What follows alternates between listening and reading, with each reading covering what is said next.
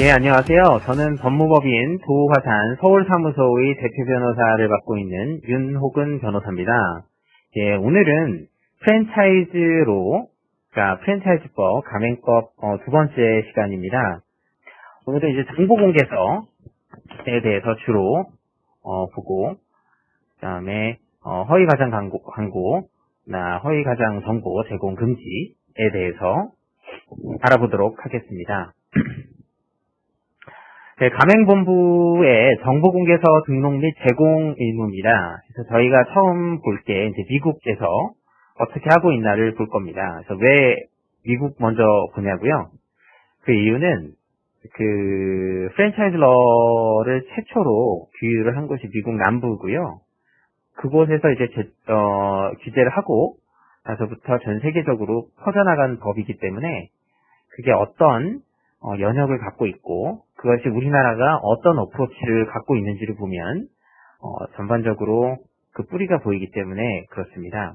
그래서 가맹본부는 정보공개서를 등록하고 제공을 해야 됩니다. 그러니까 가맹본부가 그 selling franchises라고 하는데요. 맨 처음에 그게 무슨 의미인가 맨 처음에 미국에서 할 때 의미가 잘 몰랐었는데 가맹본부가 있고 이제 그 가맹점주들을 끌어모으지 않습니까? 끌어모아야 자기도 로열티를 받을 수 있으니까.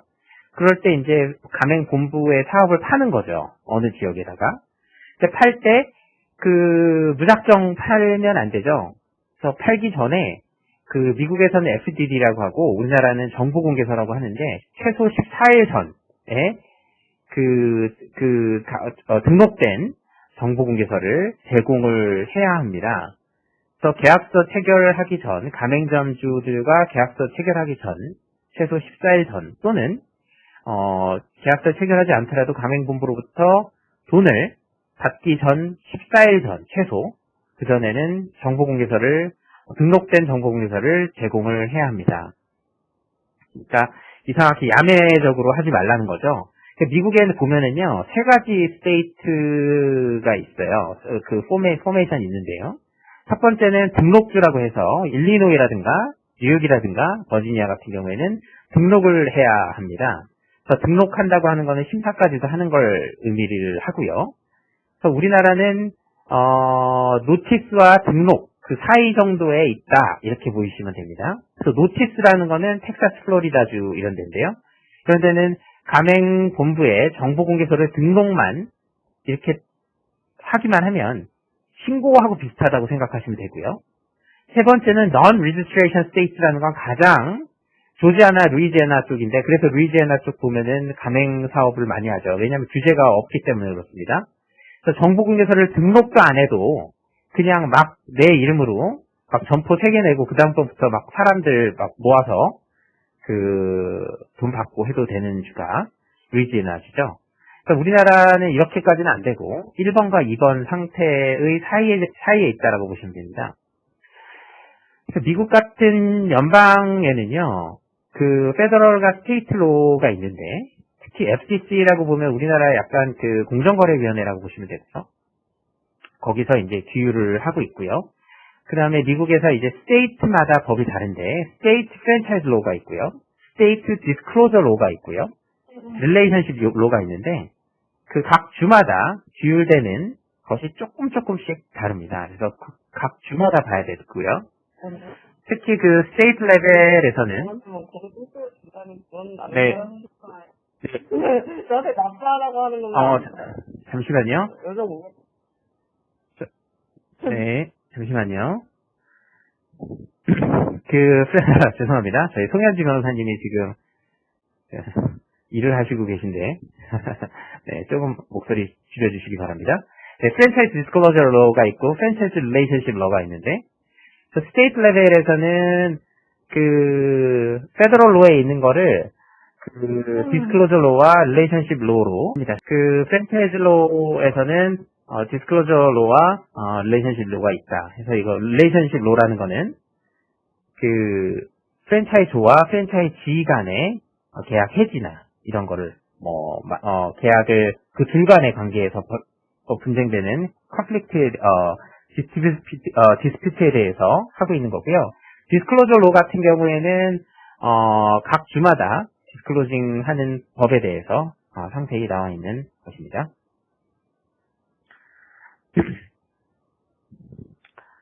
네, 그 다음 보시면은요, 그 가맹본부의 정보공개서 등록 및 제공 의무라고 있는데요. 한국의 경우에는 마찬가지로 공정거래위원회 등의 정보공개서를 등록을 하고 계약체계 14일 전까지는 그 예비 창업자한테 제공을 해야 합니다. 14일이라는 것은 해외에 있는, 미국에 있는 그 프랜차이즈 법과 동일하고요. 왜냐하면 그쪽에서 갖고 왔기 때문에. 정보공개서의 제공 의무 있죠? 보시면 그 14일이 지나지 아니한 경우에는 가맹금을 수령해서도 안 되고 가맹계약을 체결해서도 안 됩니다. 이것은 동일하게 규정이 되어 있다, 미국과. 이렇게 생각을 하시면 됩니다. 그 다음에 보시면은요, 가맹본부의 정보공개서 변경 및 통지 의무가 있는데요. 정보공개서를 등록을 해야 되죠.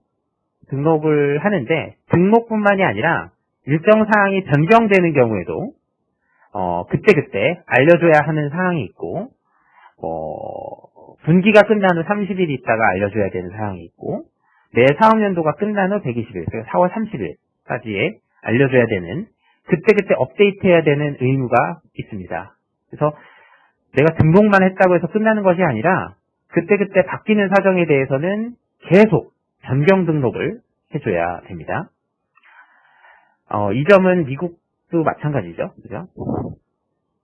그래서 미국의 경우에는 그 CFO가 바뀌었는데 깜빡하고 변경 등록을 안 하는 회사들이 있는데, 그때도 변경 등록을 해줘야 합니다. 그래서 정보공개서 변경 등록은 등록 신청서에 변경된 정보공개서 및 변경 내용을 증명하는 서류와 등록증 기재사항을 변경하는 경우에는 등록증을 첨부하여 제출한다. 그래서 그 기간이 각각 다릅니다. 시행령 5조의 3 제1항을 보시면 변경 사유가 발생한 날부터 30일 내에 변경 등록을 해야 되는 것들이 있고요. 예를 들면 가맹본부의 상호가 바뀐다거나 대표자의 이름이 변경된다거나 이럴 때는 변경 등록이 사유가 발생한 날로부터 30일. 그다음 분기가 끝난 후로부터 30일인 것은 교육훈련의 최소 시간이 변경된다거나, 예를 들면 본사에서 사람들 물건 팔기 전에 프랜차이즈 팔기 전에 최소 교육을 트레이닝을 합니다, 본사에서. 근데 이제 그 최소 변경 시간을 예를 들어서 한 달 아니 2주 이렇게 했었는데 2주를 3주로 늘린다거나 이럴 때는 그 사유가 발생한 분기, 그 분기가 끝난 후 30일 이내에 해당해야 합니다. 그 다음에 이제 가장 대대적으로 하는 것이 매년 업데이트하는 것이라고 볼 수 있는데요. 연도별 대차 대조표 및 손익계산서, 매출액 변경 시, 연도별 대차 대조표가 그 다음 연도 2, 3월에 이렇게 바뀌잖아요. 물론 좀 더 빨리 해서 바뀔 수도 있지만, 그 회계사님들이랑 같이 일을 하면서 바꿀 텐데, 그러면 내 사업연도가 끝난 후 120일이니까 4월 30일까지는 이것을 해줘야 됩니다. 4월 달에 변경 등록할 때 굉장히 많이 다 바쁩니다. 그렇기 때문에 최대한 빨리 손익계산서 대차대조표 업데이트 하시고요. 3월 초라든가 이럴 때 변경 등록을 해야 프로세싱이 빠르다라고 생각을 하시면 되겠습니다. 정보공개서를 제공하지 않거나 14일이 지나지 아니한 상태에서 가맹계약을 체결하거나 가맹금을 수령을 하는 경우에 그때는 가맹계약 취소 및 가맹금 반환 사유고요. 시정명령, 시정권고, 과징금 부과가 되고요. 그 다음에 형사처벌을 받게 됩니다. 그래서 정보공개서를 이게 실수로 제공을 안 하는 경우가 있어요. 세일즈 랩이라고 해서 한국에서는 막 슈퍼바이저라고 하시고 다니시는 분들도 있는데 그렇게 하지 마시고 대표자 말고 밑에 디벨롭먼트 팀이라고 하는데 발전팀이라고 합니다. 거기서 이제 물건을 책임자가 있을 거 아니에요. 예를 들어서 서초구를 담당하는 본사 직원이 있을 텐데 깜빡하고 정보공개서 제공을 안 한 거예요. 안 하고 계약서를 체결을 하거나, 이게 고의가 있는 게 아니라 깜빡한 겁니다. 깜빡한 거. 그래서 반드시 주고 해야 되는데, 이메일 교신으로도 충분하니까요. 반드시 PDF 버전으로 이메일을 줬다라는 것을 남기시기 바랍니다. 미국에서도 이제 세일즈 랩이 FDD 등록되거나 노티스 완료하고 나면 FDD 리시트를 받아주는데, 그 리시트의 그 아이템 23이라고 해서 그거를 이제 딱 주는데요. 그 사람한테 내가 정보공개서 받고 정보공개서 안에 계약서 다 첨부되어 있거든요. 그 샘플 계약서 이런 거 내가 또 전부 받았습니다 해서 acknowledgement 하는 거를 그 이메일로 리시트에 사인을 해서 받아주는데, 한국도 반드시 이런 정보공개서를 제공받았습니다라는 확인서를 받아두시기 바랍니다. 그 다음 주제는요, 허위 과장된 정보 제공 금지. 근데 이거를 여기다 넣어놨냐면요, 어닝 프로젝션이랑 관계되기 때문에 여기에 나와 있는데요. 허위 과장된 정보 제공 금지입니다. 허위 과장된 정보를 줘서도 안 되고요. 기만적 정보 제공을 해서도 안 됩니다. 가맹본부는 이렇게 부풀리는 정보를 준다거나 계약의 체결 유지에 중대한 영향을 미치는 사실을 은폐 축소하는 방법으로 정보를 제공하는 행위를 해서는 안 됩니다. 그러니까 무작정 팔고 싶은 거죠. 무작정 프랜차이즈들, 가맹점 사업자들을 모으고 싶은 거예요. 모으면 좋잖아요. 가맹점 이런 거지. 300.5 돌파, 400.5 돌파. 그죠? 300.5 돌파, 400.5 돌파 되면, 물론 지금 코로나로 인해서 굉장히 계약 해지도 많을 것으로 생각되지만은 100명이 늘어난다 이러면 내 사업도 커지고 그만큼 비즈니스 파트너들도 많아지고 그만큼 좋아지겠죠. 근데 그거를 판다고 합니다. 그 팔 때요, 잘 팔아야 됩니다. 그래서 은폐하거나 축소하는 방법으로 정보를 제공을 하는 행위를 해서는 안 되는데요. 가맹본부는 가맹점 희망자나 사업자에게 다음 어느 하나에 해당하는 정보를 서면으로 제공하는 경우에는 서면으로 해라. 그래서 예상 매출액, 수익, 매출 총이익, 그다음에 가맹점 사업자나 희망자의 수익 상황이나 장래 예상 수익 상황에 관한 정보를 줄 때는 서면으로 주라는 거예요. 그 왜 그럴까요? 서면으로 안 주고 말로 대강 기망을 주지 말라는 거예요. 예를 들면 제가 짜장면집을 프랜차이즈로 한다고 칩시다. 그 해외에서도 많이 하고 하는데요. 그 해외에 진출한 한국 짜장면 짬뽕집 많습니다. 근데 이제 가맹 점주들을 모을 때 이렇게 하는 거죠. 안녕하세요 사장님. 우리 이거 아시죠? 이거 팔면 대박이에요.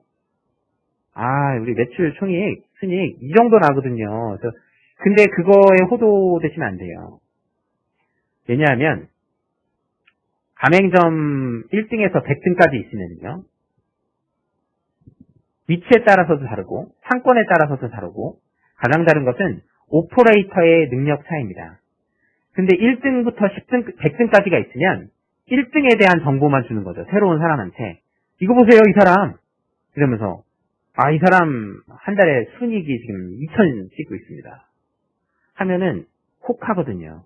자기가 100등 될 수 있을 가능성도 있는데 그것은 안 보여주고 1등 잘하고 있는 전국의 사업자들 중에서 잘하고 있는 그것만 싹 보여주는 거예요.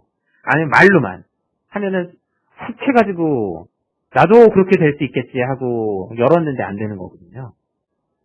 그러니까 그렇게 할 때는 서면으로 하라는 거예요. 굉장히 중요한 거고요.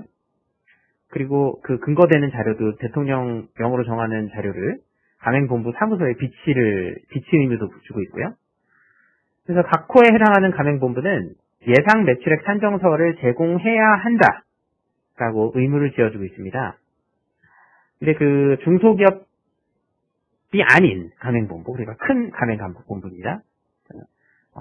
중소기업 사업자가 아닌 400에서 150억 이렇게 사이가 있는데 도소매업 같은 경우는 1000억인데 그게 넘는 사람이라든가 아니면은 100개 이상의 가맹 사업자 수를 갖고 있는 가맹본부의 경우에는 예상 매출액 산정서를 제공을 해야 되는 거고요. 3호에 의해서 그런 것을 제공할 때는 반드시 서면으로 제공을 해야 되고, 일반적으로 한국뿐만이 아니라 글로벌 프랙티스적으로 볼 때 그 서면 자체를 어닝 프로젝션이라고 해서 FDD의 정보 공개서에 넣고 있습니다. 그래서 허위 과장 정보 제공해서 제공을 하지 말라는 것과 기만적인 정보를 제공하지 말라는 것 두 가지가 있습니다. 사실과 다른 정보, 사실을 부풀린 정보는 허위 과장 정보고요. FA 체결 유지에 중대한 영향을 미치는 사실을 은폐 축소하는 방식의 정보는 기만적인 정보에 해당합니다. 그래서 이것을 아마 읽어보시면 다 알 겁니다. 예를 들어서 점포 상권 분석 관련한 미확인 정보를 제공하는 것은 1호에 해당하고요. 그 다음에 중요 사항을 누락한 정보 공개서를 제공을 하면 그건 기만적인 정보 제공이 돼서 2호에 해당합니다. 그래서 중요한 사항을 누락한 정보 공개서를 제공을 하면 안 됩니다. 그래서 정보 공개서를 제공할 때 좀 불리한 자료 있잖아요. 예를 들어서 소송과 관련된 자료, 우리가 소송에 휘말려 있습니다. 이런 거 다 디스클로징 해야 되는데 한국도 마찬가지고요. 그런 거 살짝 쓱 빼는 거죠. 좀 더 팔려고, 사람들 모으려고 그런 거를 FDD에 정보 공개서에 안 넣는 경우가 있는데 그렇게 하면 안 됩니다. 그래서 중요사항을 어느 정도까지가 중요사항을 보는지, 또 정보 공개서에서 제공해야 될 사항들이 여러 가지가 있잖아요. A부터 Z까지가 있는데 어떻게 이거를 교묘하게, 스킬풀하게 좀 본사한테 안 좋은 부분은 어느 정도 정보를 제공하면서 법에 걸리지 않는 정도로 제공을 하는 것이 가장 핵심이고, 그것이 변호사의 능력입니다. 그래서 일단은 이게 어쏘 입장에서 일을 할 때는요, 저 같은 경우는 이제 해외에서도 일을 했었는데요. 대형 로펌, 미국 대형 로펌에서 한 50몇 등 되는 로펌이었는데요. 그래서 한국에 있는 1, 2, 3등 정도 되는, 그거보다 조금 큽니다. 네, 한국보다 무조건 공이 하나 더 붙는다고 생각하시면 됩니다, 미국은. 근데 거기서 일을 할 때 보면은요, 제가 그 정보 공개서를 전 세계 프랜차이즈 하는 청소업체, 청소업체라고 이렇게 좀 그러시면 안 돼요. 월드 랭킹 넘버 1이에요. 그런데 정보 공개서를 1부터 23 아이템까지 다 작성을 한 적이 있었는데, 그때는 일단 인스트럭션이 어떻게 오냐면요, 중요 사항이라고 생각하고 모두 다 적으세요라고 합니다. 파트너분이. 그때 사장이랑 같이 일을 했었는데,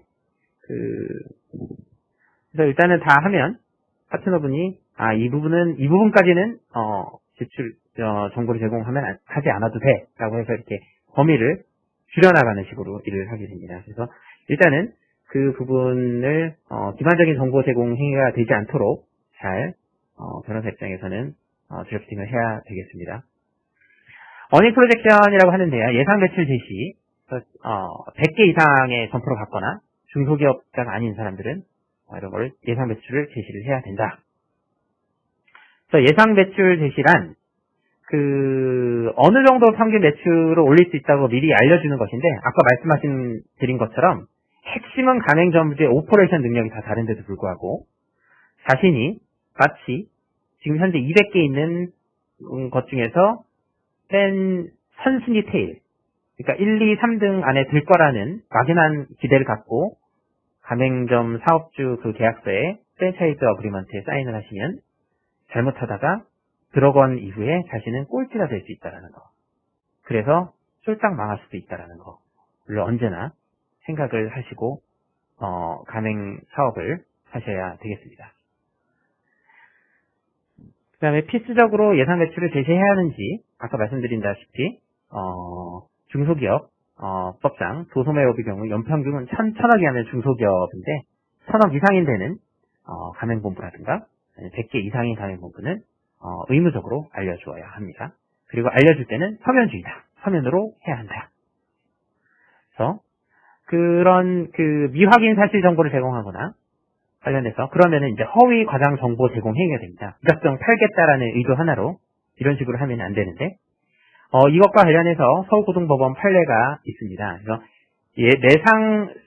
수익 예측의 합리성, 적정성, 그걸 객관적으로 적절하지 않다고 인정되는 경우에는 가맹본부에 대해서 잘못된 사건 분석에 대한 책임을 물을 수 있다. 다만 이 사건에 대해서는 그런 합리성을 갖추지 못했다는 특별한 사정이 없는 한, 특별한 사정이 없다고 봐서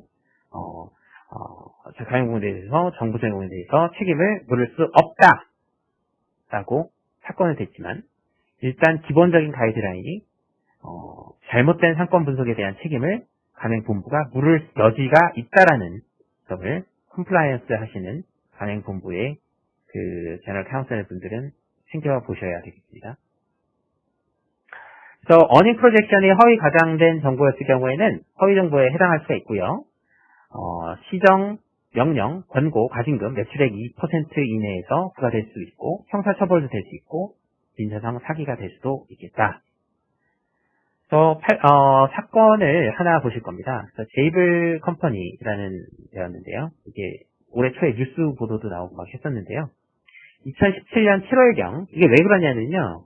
공정거래위원회에서 왜 2020년인데 2017년 거가 지금 나오냐 하는데요. 공정거래위원회에서 사건이 많이 밀립니다. 그래서 기본적으로 조사가 1년 들어가요. 1년 들어가서 고소고발하고 나서도 1년 있다가 이제 공정거래위원회에서 땅땅땅 나오는데, 그래서 시간이 이렇게 뒤로 되어 있습니다. 그래서 2017년 7월경, 그 매장, 이거 어떻게 된 거냐면요. 제이블 컴퍼니가 어떤 회사였냐면, 무슨 목장이라고 해서, 유제품 아이스크림 프랜차이즈 사업을 하는 데였는데요. 하면서 계약, 입점이 되어 있는 데가 있었는데, 그래서 본사가 입점이 되어 있었습니다. 근데 그것은 딱 두 군데가 있었어요, 전국에.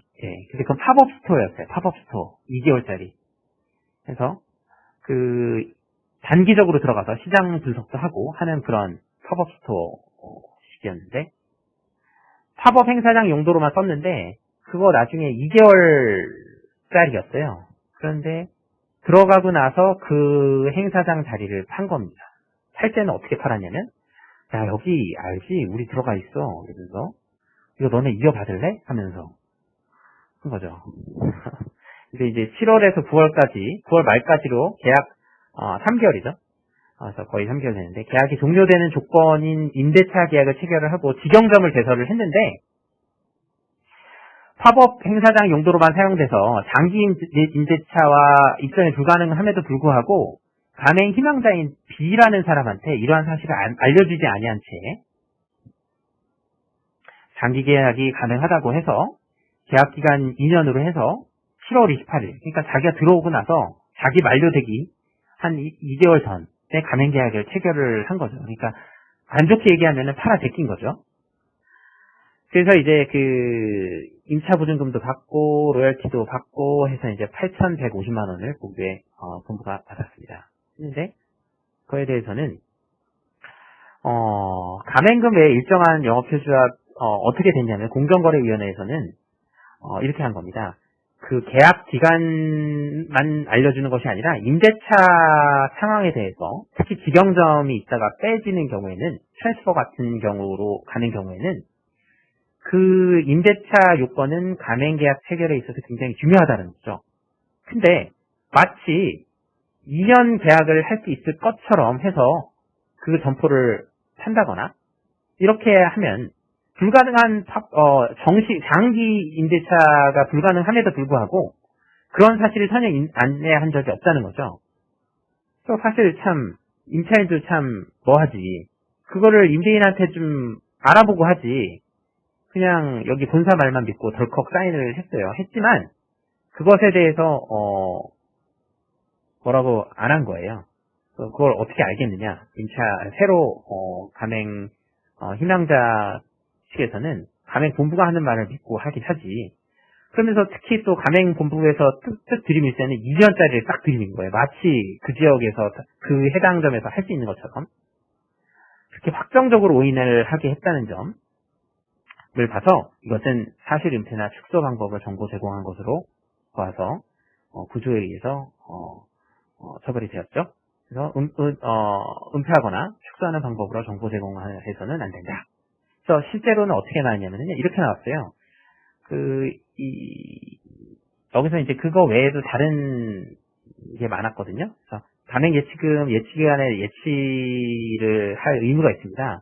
가맹 예치금 받고 막 자기 받자마자 막 본사가 막 써버리면 안 돼요. 그래서 예치를 해야 되는데 예치 의무도 지키지 않았고요. 정보공개서 제공하려부터 14일 지나지 않은 상태에서 가맹금 받은 건데 정보공개서도 안 주고 사인했고요. 그렇게 하면 안 되고요. 그 다음에 가맹사업 영위를 위한 점포 제공을 하면서 임대 가능한 사실 상황을 은폐하거나 축소하는 방법으로 정보를 제공하는 것과 같은 행위를 자신은 하여서는 안 된다. 지금 알아본 것은 바로 3번과 관련된 것인데 지금 여기 사업주께서는 그 프랜차이즈에서 요구하는 컴플라이언스를 하나도 안 지킨 거예요. 사실 1, 2, 3번, 1, 2번 읽어보면 사실 말 다 한 겁니다. 그래서 컴플라이언스를 제대로 할 필요가 있다. 이렇게 보시면 되고 물론 잊어버렸을 수도 있고요. 그거에 대해서는 저희가 말씀은 안 드리겠지만 네, 오늘 강의는 여기서 마치도록 하겠습니다. 그래서 오늘 정보공개서 제공 등록 의무에 대해서 알아봤고 허위 기만 정보 제공 금지 행위에 대해서 알아보았습니다. 혹시 궁금하신 점 있으십니까? 예, 궁금하신 점이 있으시면 저희 법무법인 도우화산 서울사무소 또는 수원사무소 어디 전화를 하셔도 저희가 원펌이어서 상관이 무방하시고요. 또 저는 서울사무소에 있습니다. 그래서 언제든 궁금한 점이 있으면 법무법인 도우화산에 전화를 주시기 바랍니다. 예, 감사드리고요. 예, 오늘 좋은 하루 보내시고 활기찬 한 주 시작되시기 바랍니다. 감사합니다.